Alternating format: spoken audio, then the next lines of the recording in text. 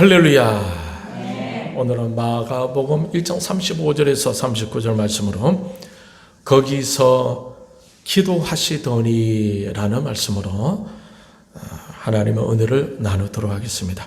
지난 시간에 우리는 아브라함의 믿음에 대해서 같이 생각했었죠. 어떤 믿음이었습니까? 하나님께서 아브라함에게 아들 이삭을 번제로 바치라고 했을 때 히브리서 11장 19절 말씀에 근거해 보면 아브라함은 하나님께서 죽은 아들을 다시 살리실 줄을 믿었다라는 것을 알 수가 있어요. 그러니 아브라함은 순수하게 하나님이 주신 그 말씀 그대로 믿었던 믿음의 사람이었습니다. 그런데 베드로와 다른 제자들은 주님이 다시 살아나실 것이라는 주님의 말씀에 어떻게 하였습니까? 소홀히 하였죠. 그러면서 잠시나마 얼마나 힘든 시간을 보내게 되었습니까? 저와 여러분은 아브라함처럼 하나님의 말씀을 전적으로 믿고 순종하는 은혜가 있기를 축복합니다. 할렐루야. 그런데 그러한 믿음은 우리의 삶 속에서 어떻게 표현되어질까요? 믿음은 순종으로 표현되기도 하고 또 믿음은 감사와 찬송과 예배로 표현되기도 합니다. 오늘은 여러분과 함께 믿음은 기도로 표현된다는 것을 같이 생각해 보고자 합니다. 우리는 성경에서 기도하는 것은 곧 믿음이고 그 믿음으로 말미암아 하나님의 기적을 경험하게 되는 것을 많이 볼 수가 있습니다. 어떤 것들을 예로 들 수가 있겠습니까? 구약 성경에서 모세가 아말렉과의 전쟁을 치르면서 여호수아와 군사들을 적진 속으로 보내고 모세 자신은 어디로 올라갔습니까? 산에 올라갔습니다. 그곳에서 손을 들고 기도하죠. 기도의 손이 올라가면은 전쟁에서 이기고 기도의 손이 내려오게 되게 되면은 전쟁에서 지게 되었습니다. 여기서 우리는 기도의 손이 얼마나 중요한지를 알 수가 있겠죠. 그러니 기도의 손은 바로 믿음의 손인 것입니다. 그리고 또 어떤 예화를 들 수가 있겠습니까? 모세와 백성들이 앞에는 홍해 뒤에는 애국 군사들이 쫓아올 때를 생각해 보십시오. 백성들이 두려워하면서 모세에게 원망을 하죠. 출애굽기 14장 11절에 애굽에 매장지가 없어서 당신은 우리를 이끌어내어 이 광야에서 죽게 하느냐. 불평을 합니다. 그때 모세가 어떻게 합니까? 하나님께 부르짖죠. 그러자 하나님은 어떻게 응답하십니까? 출애굽기 14장 15절을 보면은 여호와께서 모세에게 이르시되 너는 어찌하여 내게 부르짖느냐?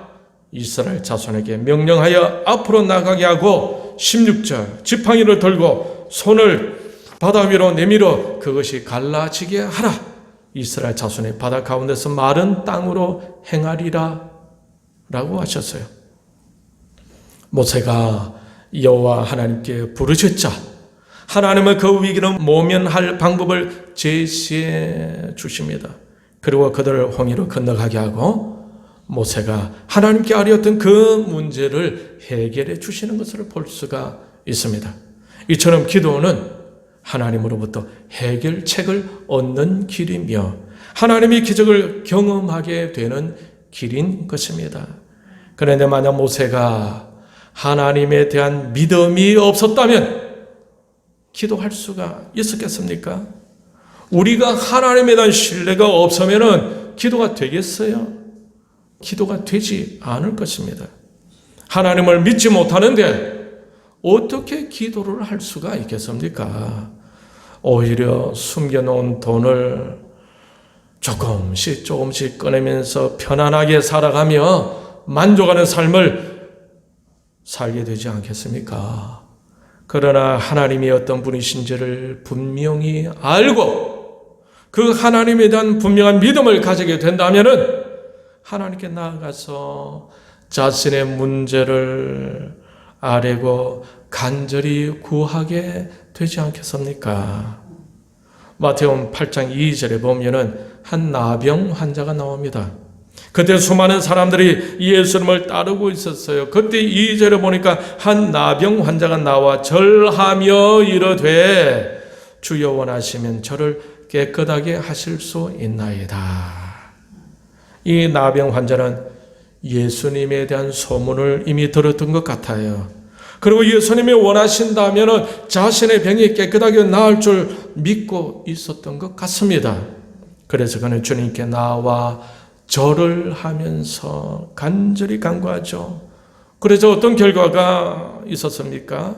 그 나병이 깨끗하게 나았다라고 하고 있습니다.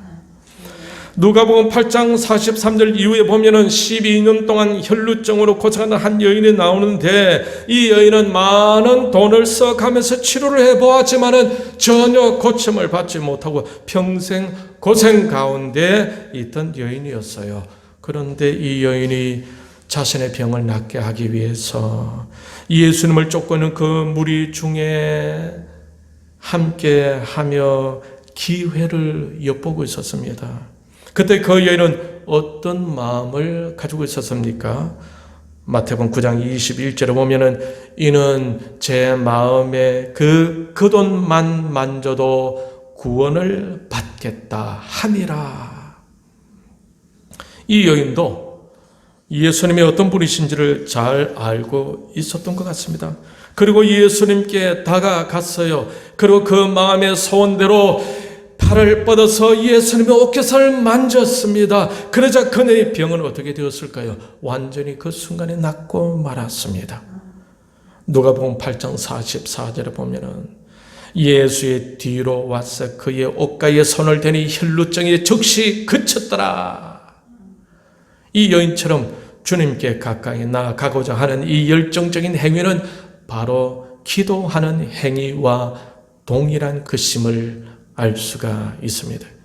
주님께 가까이 다가가는 것, 이것이 바로 기도입니다. 오늘날 우리는 기도하는 행위를 통해서 주님께 가까이 다가갈 수가 있습니다. 주님께 다가갈 때 주님께 가까이 다가가는 우리의 마음을 주님께서 아실까요? 모르실까요? 우리의 형편을 아실까요? 모르실까요? 우리의 문제를 아실까요? 모르실까요? 혈루병을 앓은 여인이 군중을 헤치면서 주님께 나가 믿음으로 주님의 옷깃을 스쳤을 뿐인데 주님으로부터 능력이 나가게 되었습니다. 그때 주님은 그 능력이 나간 줄을 아셨다고 누가복음 8장 46절을 말씀하고 있어요. 믿음으로 주님께 나아가면 주님은 우리의 마음을 다 아시고 헤아려 주신다라는 겁니다. 우리의 필요를 다 아시고 채워주시는 분이십니다. 우리의 문제도 다 해결해 주시는 분이 바로 우리 주님이시다라는 거예요. 여러분, 우리에게는 문제는 없습니까? 해결되어야 할 문제가 없나요? 집안의 문제, 자녀의 문제, 물질의 문제, 진로의 문제, 방향의 문제, 이러한 것들이 만약 우리에게 있다면 어떻게 해야 하겠습니까? 주님께 진지하게 나아가야 하겠죠. 믿음을 가지고 주님께 나아가야 합니다. 그러면서 무엇을 해야 하겠습니까? 구해야 하죠. 기도해야 합니다. 그러면 주님께 나아가는 우리를 기쁘게 받아주시고 우리의 간구하는 소리를 들어주시고 응답해 주실 겁니다. 믿음은 기도하게 하고 기도하면 하나님께서 응답해 주시는 겁니다. 신자는 이러한 영적인 삶을 살아야 하지 않겠습니까? 믿음을 가지고 주님께 나아가 기도하는 것이 바로 신자가 해야 할 가장 기본적인 영적인 삶이 아니겠습니까? 그런데 우리는 이와 같은 기도하는 삶을 혹 놓치고 있지는 않나요? 주님을 바라보며 기도하는 시간을 아주 적은 시간에 만족하고 있지는 않습니까? 문제가 생길 때 고민만 하지 말고 기도하지 못하고 있지는 않습니까? 만약 그렇다면 우리는 진심으로 주님을 믿지 않고 있다라는 증거가 될 것입니다. 주님을 믿고 있지 못하고 있다라는 증거가 될 거예요. 어떻게 하면은 기도를 하지 아니하면. 우리가 만약 확실한 믿음이 있다 하면은 우리는 주님을 날마다 바라볼 수가 있어야 할 것입니다. 조그만한 일이 생기고 문제가 생겨도 우리는 주님을 찾아야 할 것입니다. 믿음은 이처럼 주님을 찾고 기도하게 하는 것입니다. 그러니 우리의 삶은 늘 기도하는 삶이어야 하겠죠. 순간순간 기도하는 습관을 가져야 할 것입니다. 그것이 바로 우리에게 믿음이 있다는 증거일 것입니다. 바울은 데살로니가전서 5장 17절에서 쉬지 말고 기도하라 라고 명령하고 있습니다. 기도는 언제 하는 것입니까? 쉬지 않고 해야 하는 것입니다. 문제가 생길 때마다 항상 기도해야 하고 문제가 당장 생기지 않더라도 항상 기도할 수가 있어야 하는 거죠. 그러니 기도는 주님을 사랑한다는 표현이고 기도는 주님을 신뢰하고 믿는다는 표현인 것입니다. 그러니 쉬지 않고 수시로 해야 하는 것이 정답인 것이죠. 이것이 바로 믿음의 증거입니다. 오늘 본문에서 이러한 모습을 주님에게서도 찾아볼 수가 있을까요? 본문 1장 35절을 보면 우리 같이 읽을까요? 35절 시작. 새벽 아주 또 밝기 전에 예수께서 일어나 나가 한적한 곳으로 가사 거기서 기도하시더니 누가복음 22장 39절에서는 예수님의 기도에 대해서 이렇게 표현하고 있습니다. 예수께서 나가사 습관을 따라 감람산에 가시매 제자들도 따라갔더니 주님이 기도하러 가시는 것은 습관을 쫓아서 갔다라고 말씀하고 있습니다. 주님을 늘 기도하다 보니까 기도가 습관처럼 되었다는 말씀이죠. 그러니 늘 기도했다는 뜻이죠. 수시로 기도했다는 말입니다. 오늘 본문 마가복음 1장을 보면은 예수님의 일정이 빡빡하게 진행되고 있음을 알 수가 있을 겁니다. 21절부터 보면은 회당에 가서 가르치시고 회당에서 더러운 귀신 들린 사람을 고치시고 29절 이후에 보면은 베드로의 장모 열병을 고치시고 해가 저물 때 32절에 많은 병자와 귀신 들린 자들 각종 병이 든 많은 사람들을 고치셨다라고 하시면서 예수님의 일정이 아주 바쁘게 진행되고 있는 것을 볼 수가 있습니다. 많이 피곤하지 않으셨겠습니까? 그럼에도 불구하고 주님은 35절에 새벽 아직도 밝기 전에 예수님은 한적한 곳으로 가서 거기서 기도하였다라고 하고 있습니다. 이러한 기도가 삶의 한 부분이 된 것입니다. 새벽 기도가 여기서 나온 거예요. 예수님도 바쁜 일정 가운데서도 기도하는 시간을 놓치지 않으셨다는 거죠. 그 기도 시간을 통해 아버지 하나님과의 친밀한 교제를 가지면서 재충전의 시간을 가지게 되었을 거고 그러면서 다른 사역들을 계속 이어갈 수 있는 힘도 얻게 되었을 겁니다. 주님도 기도하는 시간을 빼먹지 않으셨어요. 피곤하신 가운데서도 습관적으로 한적한 그곳 거기에서 기도하며 충전의 시간을 가지셨던 겁니다. 그렇다면 주님의 제자 된 저와 여러분은 어떻게 해야겠습니까? 주님도 그러하시는데 우리도 당연히 기도하는 시간을 빠뜨려서는 안 되겠죠. 주님도 습관을 쫓아 기도하셨다는데 우리도 당연히 기도하는 시간을 찾아가야 하지 않겠습니까? 기도하는 장소를 찾아가야 하는 것입니다. 나병 환자처럼 12년 동안 혈류병을 앓은 여인처럼 주님께 나아가 간절히 기도해야 할 것입니다. 그런데 오늘날 많은 신자들은 이처럼 기도가 간절하지 않죠. 왜 그럴까요? 먹기 살만하니까, 적어도 1980년대 이전만 해도 신자들의 기도는 아주 간절했습니다. 처절했습니다. 눈물의 기도였습니다. 그런데 오늘날 그러한 기도가 많이 식었다고 생각되시죠? 그때는 기도를 하지 않으면 안 될 정도로 시대가 어려웠어요. 하지만 오늘날은 기도 안 해도 먹고 살만합니다. 그래서인지 기도의 간절함이 많이 식게 된 것 같습니다. 그런데 여러분 잘 생각해 보십시오. 이왕 신앙생활하는 것, 간절히 기도하며 신앙생활하는 것과 적당히 기도하는 중에 어떤 삶이 참 신자의 삶인 것 같습니까? 이왕 신앙생활하는 것, 간절히 기도하며 기도 응답 받으며 사는 것이 제대로 된 신앙인의 삶이 아니겠습니까? 우리가 너무 편하면은 기도가 약해지는 것 같습니다. 때로는 풍랑이 치고 비바람이 몰아치는 삶이어야 제대로 된 기도가 나올 수가 있다는 말인데, 그렇다면 고난은 우리로 기도하게 만든다라는 것을 알 수가 있겠죠. 그러므로 고난이 오고 힘든 시간이 올 때 오히려 감사할 수 있기를 바랍니다. 왜 그렇습니까? 고난은 우리로 기도하게 하니까, 하나님을 더욱 의지하게 하니까, 하나님을 더욱 간절히 바라보게 하니까 오히려 고난은 우리의 감사 제목이 될 수가 있다라는 것입니다. 여러분, 고난이 올 때 감사할 수 있기를 바랍니다. 할렐루야. 고난이 올 때 기도해야 할 기회인 줄 알고 힘껏 주님께 나아갈 수 있기를 바랍니다.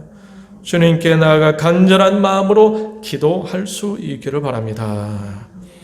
고난이 올 때에 기죽지 말고 더 간절히 기도하면서 앞으로 전진해 갈 수 있기를 바랍니다. 그렇게 하면은 우리는 인생의 홍해가 닥쳐도 그것을 건너게 될 줄 믿습니다. 그러니 고난이 올 때에 감사하고 기도하면서 앞으로 전진해야 하겠죠. 고난은 변장된 축복이라고 합니다. 고난 당할 때 오히려 감사하면서 기도할 수 있기를 바랍니다. 주님께서도 바쁘시고 피곤하신 가운데서도 기도하는 것을 놓치지 않으셨습니다. 한적한 곳으로 나가서 세상 모든 것을 다 잊고 아버지 하나님과의 깊은 교제의 시간을 가지셨어요. 이 기도 시간을 통해 주님은 재충전하셨던 겁니다. 본문 38절에 보면은 기도로 충전하신 후에 전도하시며 귀신을 쫓아내는 사역을 하고 있는 것을 볼 수가 있어요. 그러니 우리가 알 수가 있는 것은 신자에게 있어서 꼭 필요한 것은 바로 기도라는 것입니다. 사역과 사역 사이에 기도하는 시간이 있어야 합니다. 피곤하여 쉴 때도 기도하는 시간이 필요합니다. 그 기도를 통해서 하나님의 능력을 받을 수가 있기 때문입니다. 그러니 우리의 모든 삶은 곧 기도하는 삶이어야 할 것입니다. 에베소서 6장 18절에서 바울은 이렇게 권면하고 있죠. 모든 기도와 간구를 하되 항상 성령 안에서 기도하고 이를 위하여 깨어 구하기를 항상 힘쓰며 여러 성도를 위하여 구하라.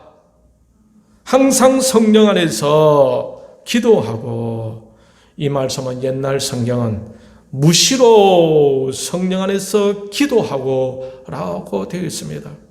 그러니 기도는 항상 하는 것이고 무시로 하는 것입니다.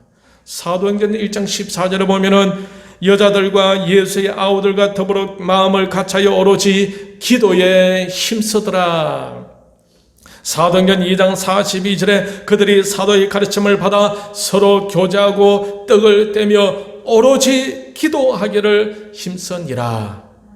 초대교회에 성령께서 강림하실 때 그때의 성도들은 모여서 오로지 기도하는 것에 힘을 썼다라고 하고 있습니다. 성경 말씀의 가르침을 받으며 교제하면서도 오로지 기도하였다라고 하고 있어요. 오늘날 혼탁한 이 시대에 사는 우리 현대 크리스찬들이 능력 있는 삶, 신자다운 삶을 살기 위해서 무엇이 필요하겠습니까? 오로지 말씀과 함께 기도하는 삶이 필요한 것입니다. 바쁘고 분주한 오늘날에 어떻게 기도하면 될까요? 옛날하고 분위기가 많이 바뀌었습니다. 코로나로 인해서 옛날의 기도의 분위기가 많이 다운된 것은 사실입니다. 이때 우리는 어떻게 기도하면 좋을까요?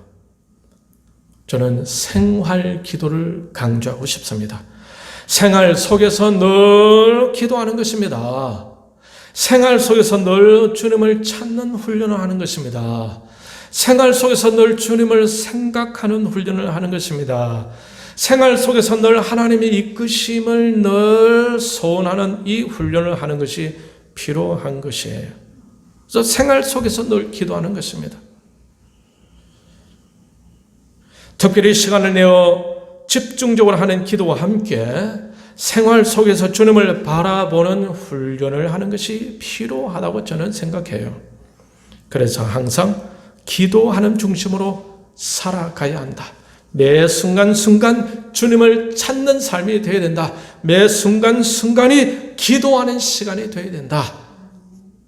이것을 다르게 표현하면 따라해 보겠습니다. 밥 먹기 전에 기도하고, 밥 먹으면서 기도하고,